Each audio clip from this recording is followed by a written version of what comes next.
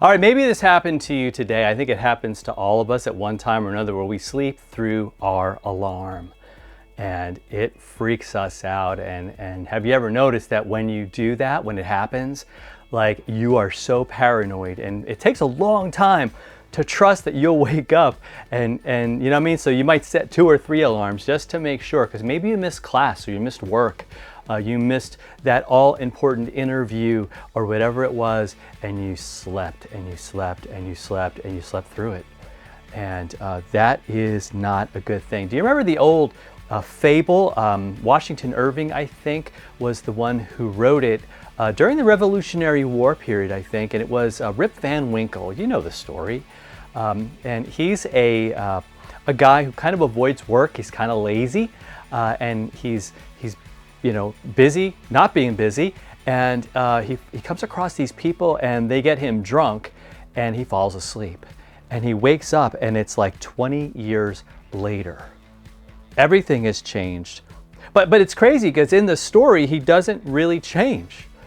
He goes back to avoiding work and goes back to his old ways, doesn't learn, like, oh my goodness, I missed my kids growing up. I missed all these things happening. And it's one of those warnings to us, like, don't snooze through life. Our passage for today is going to really kind of talk about that. In verse 6 of 1 Thessalonians 5, he says, "So then let us not sleep." We're children of the light, he said. Remember yesterday?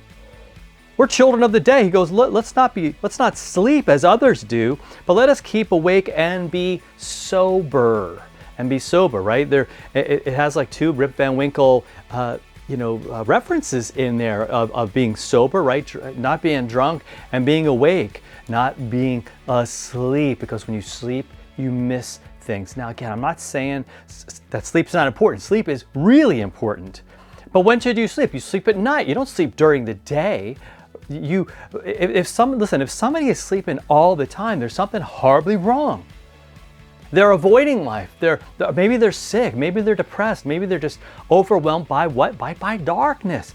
And this is why so many of us, for our follow through today, bring the light to people. Let's take these words seriously. And not be just asleep spiritually, asleep emotionally, asleep, in a way that's avoiding life or avoiding work or avoiding the difficult things. But let's get out there. Let's get the rest we need. But let's not be asleep. Let's not hit that snooze button on life. We are awake because of Jesus. We are.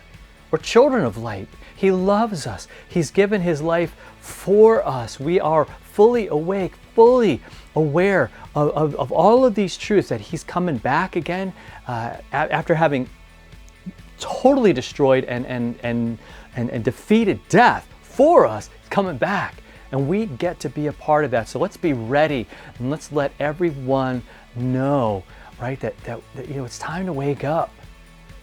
It's time to live in the light and to be sober in terms of how we think and how we do life.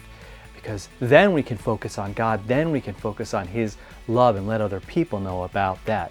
I'm Pastor Fred. This is The Follow Through. Great to have you with us. If this helped you, share it with somebody, and please subscribe to this Guitar Preacher channel. We'll talk to you next time.